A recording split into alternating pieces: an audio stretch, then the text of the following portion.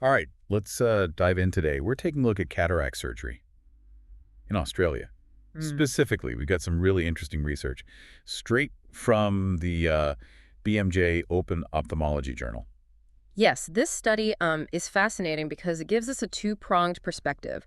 We're looking at data from over 5,000 cataract surgeries at Westmead Hospital, a major teaching hospital in Sydney, Okay. and we're also comparing that to a review of 22 other studies from Australia and New Zealand. So we're getting like a zoomed-in look Yeah. and then like the wide lens view. Precisely. And that location, Westmead Hospital, is significant because it serves over 1 million people, and it operates within the public healthcare system. Got it. So let's set the scene. Most cataract surgeries in Australia are done privately. Yeah. And what does that tell us about the cases they're likely seeing at Westmead? That's a great question. It highlights a potential disparity in access to timely care. Because of longer wait times in the public system, Westmead probably sees a higher proportion of patients with more advanced cataracts, Oh. maybe even some who have put off treatment for a while. So we might be looking at a patient population that's facing more complex challenges. Potentially, yes. To understand that impact, let's look at the specifics of the Westmead study. They analyzed data from 5,018 cataract surgeries performed between May 2017 and August 2020. The average patient age was 71.7 years old, Sorry. with a pretty even split between men and women. Sounds like a pretty representative sample. Yeah, but here's the interesting part. Nearly half of these patients had other eye conditions. On top of the cataracts? Wow, that's a lot. Yeah, that rate of ocular pathology is significantly higher than what we see in similar studies from other Western nations. So what does that difference tell us? It raises some questions about healthcare access and potential delays in treatment if people are waiting longer for surgery. It makes sense that other eye conditions may be progressing too. Yeah, kind of like a domino effect. One delay leads to others. Exactly. It highlights the importance of early detection and intervention for all eye conditions, not just cataracts. So we've got this unique patient population at Westmead.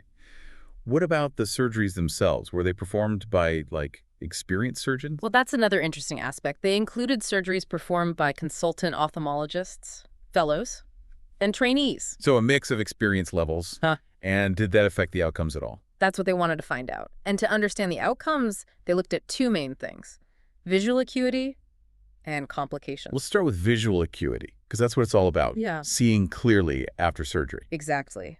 The study found that 87.4% of patients achieved a visual acuity of 612 or better just 1 month after surgery.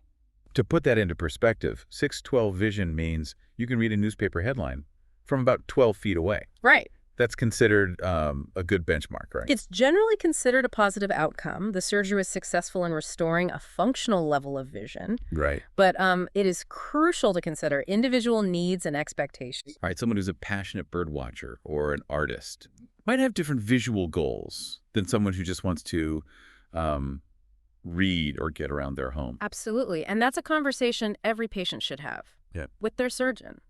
Before the procedure, what are your visual goals? What activities are important to you? These are key factors in determining what a successful outcome is. So even though 87.4% hitting that benchmark is encouraging, it's not the whole picture. There are nuances. Exactly. And the same goes for complications. No surgery is without risk. So the study looked at the overall complication rate and broke down the most common issues. So is there a higher rate of complications at this teaching hospital compared to others? Overall, 7.6% of patients experience some type of complication during surgery. That's fairly consistent with other teaching hospitals. So trainee involvement doesn't necessarily equal higher risk. Okay, that's good to hear. So what were the most common complications? The most frequent one was a posterior capsular rupture. It occurred in 2.7% of cases. And can you explain what that is, a posterior capsular rupture? Sure. During surgery, the cloudy natural lens of the eye is removed and replaced with an artificial lens, and this artificial lens is placed inside a thin membrane called the capsular bag, which sits behind the iris. So in a posterior capsular rupture, this membrane tears during the procedure. Oh, so like a little tear in the pouch. Yeah. That holds the new lens. Exactly, a perfect analogy. And while it sounds alarming, it's often manageable. Surgeons have techniques to address these ruptures and still achieve good outcomes. Okay, so it can add some complexity, but not a catastrophic event. Right. The key is to have skilled surgeons who Wow. can handle these situations effectively. And the study found that even with trainees involved, the complication rates were comparable to other teaching hospitals. That's good. It speaks to the training and supervision at Westmead. But I'm curious, were there any specific factors that increase the risk of these complications? Yes, they looked at a range of potential risk factors, and some were quite intriguing. Oh, tell me more. Well, some factors were pretty straightforward. More advanced cataracts were associated with a higher risk. Yeah. Makes sense, right? Yeah. Other anatomical factors, like small pupils or a shallow anterior chamber, also increased the likelihood of issues. So the more challenging the starting point, Ugh. the more complex the surgery. Precisely. But there were some surprising findings, too. One factor that stood out was the use of certain eye drops called alpha-2 antagonists. Wait, so eye drops can impact cataract surgery? Apparently so. The study found a link between the use of these alpha-2 antagonist eye drops and a higher risk of complications, particularly for trainees. Interesting. Yeah, and what's particularly fascinating is that these eye drops were specifically linked to a higher risk of that posterior capsular rupture. Oh, wow. So now we're seeing a connection between a specific medication and a specific complication. Right, and this highlights how important it is to understand individual patient factors, including medications, when assessing the risks and benefits of surgery. It's like putting a puzzle together. Each piece adds another layer of understanding. Exactly. And this Westmead study gave us a lot of pieces to consider, but we have to remember this is just one hospital. To get a broader perspective on cataract surgery in Australia, we need to zoom out a bit. All right, let's widen our lens. I'm ready to see how these findings compare to other regions and maybe even other parts of the world. Perfect. That's exactly where we're headed next. So to get that broader view, the researchers didn't stop at the Westmead data. They went on to review 22 other studies on cataract surgery from all across Australia and New Zealand. Oh, wow. So like a true regional analysis. Exactly. And what did this broader analysis show? Were the Westmead findings similar to what other hospitals are seeing? Yeah, in many ways they were. The results from these other studies were largely consistent. With the Westmead data, across the board, patients generally achieved good visual outcomes after surgery, with comparable complication rates. Okay, so it sounds like there's a good level of consistency and quality in cataract care across Australia and New Zealand. Absolutely, but there's a bit of a catch. Oh, what's that? The authors pointed out a significant gap in our understanding of cataract surgery in this region, and that's the lack of a centralized cataract surgery registry. So we're missing some pieces of the puzzle. We've got these individual studies, like snapshots of different hospitals and regions, but no big picture overview. Exactly. And that makes it very hard to track trends over time, identify areas for improvement, or compare outcomes across different hospitals and surgeons. Yeah, it's like navigating without a GPS. Yeah. You know, you might get there eventually, but it's so much easier with a clear map and directions. Perfect analogy. And this lack of a central registry, it's not just an academic concern, it has real-world implications for patients. Okay, I see what you mean. So how does this missing data actually impact patients when they're deciding about cataract surgery? Well, imagine you're facing cataract surgery. Wouldn't you want to know which hospitals have the best outcomes? Which surgeons have the most experience with your type of cataract? Or even how long you might have to wait for surgery in different areas. Absolutely. Yeah, those are all really important factors. Yeah, exactly. But without a centralized database, that information is really scattered and hard to find. So it puts patients at a disadvantage when it comes to making informed decisions about their care. So this call for a national registry is more than just a data thing. It's about empowering patients and transparency. Exactly. And it's not just about comparing hospitals and surgeons either. A central registry could also help us identify trends and patterns in outcomes, which could lead to improvements in surgical techniques, patient care, even cost effectiveness. It's like having a giant magnifying glass over the entire cataract surgery process. Exactly. Now, this regional analysis gave us valuable insights, but it also raised questions about how Australia compares to other countries in terms of practices and outcomes. Okay, so let's widen our view even further. How does Australia stack up against the rest of the world in the cataract surgery game? Well, the study found that Australian hospitals are generally on par with international benchmarks for surgical outcomes. But there's a little caveat here. Most of that international data comes from high-income countries with, well-funded healthcare system. Right, so not necessarily an apples-to-apples comparison. Exactly. And even within those high-income countries, the data often focuses on surgeries done by experienced consultant ophthalmologists, not trainees, so it doesn't show the full spectrum of care. Yeah, that makes sense. It sounds like we need more data for different healthcare settings worldwide to really understand global trends. Right. We need a more inclusive and representative data set to make meaningful comparisons and identify those best practices on a global scale. Okay, so we've talked about the need for a national registry, the challenges of comparing outcomes between countries, and the overall positive results in terms of visual acuity and complication rates here in Australia.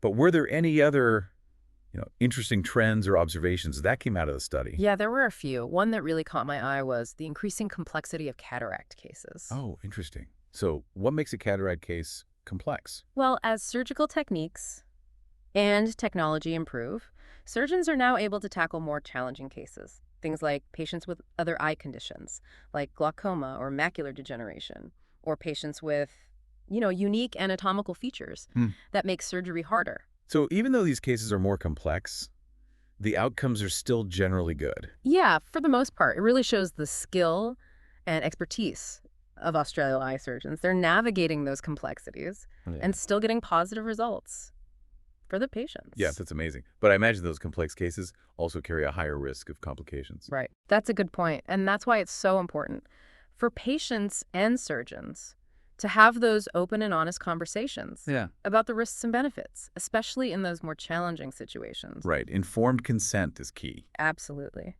And speaking of challenging cases, remember that link we talked about earlier between the alpha-2 antagonist eye drops and that increased risk of complications for trainees. Yeah, I remember. Well, it turns out that connection was especially strong in those more complex cataract cases. So it's an even more important thing to consider for those patients who are already at higher risk. Another piece of the puzzle. So we're seeing all these interconnected factors that can influence cataract surgery outcomes, patient characteristics, the surgeon's experience, the medications used, and even the complexity of the case itself. Exactly. It's multifaceted. And this study has really shed some light on these key aspects. Yeah. We've covered a lot today. The Westmead study, regional and global trends, public versus private care, even the financial side of things, and long-term considerations. But you know what we haven't talked about? What's that? The actual costs associated with cataract surgery in Australia. You're right. We haven't even touched on that yet. And that's a whole other deep dive. We need to unpack the costs, the insurance coverage, and how that all affects access to timely care. Absolutely. And that's exactly what we'll do right after this. All right, so let's dive into the cost of cataract surgery in Australia. Even with skilled surgeons and good tech, costs can be a big barrier for people to get the care they need. Yeah, you're right. Cost is a big factor. So let's break down how it all works. In Australia, cataract surgery can be done through the public system or privately. Okay, two options. So walk me through the differences. What are the costs and the benefits of each? So in the public system, you'd be treated at a public hospital, like Westmead, which we talked about earlier. The surgery is covered by Medicare, Australia's universal healthcare system. So basically free. Yeah, essentially. But there's a trade-off. Public hospitals often have waiting lists for elective surgeries. And as we mentioned before, those wait times can be quite long, sometimes months or even years. Right, and that delay could mean people end up with more advanced cataracts, which can make the surgery more complicated. Exactly. So it's a bit of a balancing act. The public system gives access to care, but those wait times can be an obstacle for some patients. I see. Okay, so what about the private route? What are the costs and benefits there? In the private system, you typically see an ophthalmologist at their private practice and have surgery at a private hospital. Usually means faster access to surgery, shorter wait times, and maybe more choice in terms of the surgeon or the type of lens implant. So more flexibility, but for a price. Right. Private cataract surgery does come with out-of-pocket costs. The exact amount varies. Depends on the surgeon, the hospital, the lens implant used, and your insurance. So patients have to weigh things up. Faster access versus the financial side. It's a decision each person needs to make. Talk to their doctor, consider their situation, how bad their cataracts are, and their financial resources. And I guess understanding your insurance coverage is really important too. Oh, definitely. Some private health insurance plans cover some of the cost, but the level of coverage can be very different. So do your research. Find out what your plan covers before making any decisions. Don't be afraid to ask questions. Advocate for yourself. Make sure you have all the information. Absolutely. Knowledge is power, especially when it comes to healthcare. Now, we've talked a lot about the immediate outcomes of surgery, visual acuity, complications, and so on. But what about the long term? What happens years down the line? Yeah, that's a good point. Does this study tell us anything about that, how patients do in the long run? Well, this particular study mainly focused on outcomes 1 month after surgery, which is pretty typical. Getting long-term data can be tough. Right, so it's a snapshot, not the full picture of how vision changes over time. Right. But we can look at other research on long-term outcomes. And generally, most people continue to see well for many years after surgery. But there are factors that can influence those long-term results. Like what kind of things can affect vision years after surgery? Well, things like your overall health and any other eye conditions you might have. If someone has diabetes or macular degeneration, they might experience vision changes that aren't related to the cataract surgery. So it's not as simple as surgery equals perfect vision forever. Nope, not that simple. And of course, any complications during or after surgery can also affect long-term outcomes. So follow-up care is really important. Oh, absolutely. Regular eye exams are crucial, to catch any problems early. And make sure your vision stays clear. Proactive eye care is important throughout life, not just for cataract. Makes sense. Well, we've covered a lot in this deep dive. We looked at the Westmead study, regional and global trends, public versus private care, the costs involved, and the long-term outlook. So as we wrap up, what are the key things you want our listeners to take away? Okay, so firstly, cataract surgery in Australia is generally safe and effective. Outcomes are similar to international standards. Our surgeons are highly skilled, and most patients see a big improvement in their vision. That's good news. It is. But remember, accessing timely care can be a problem, especially in the public system. Those long wait times can lead to more advanced cataracts, making the surgery more complex. Right, so early detection is key. Exactly. And lastly, I can't stress enough how important it is to have open conversations with your doctor. Discuss your own situation, your visual goals, your worries, and any financial concerns. Make sure you're comfortable and informed before making any decisions about surgery. Good advice. This deep dive has been really eye-opening, giving us a clearer picture of cataract surgery in Australia. I see what you did there. Had to sneak one last pun in. Thanks for joining us on this journey, everyone. We'll see you next time on The Deep Dive.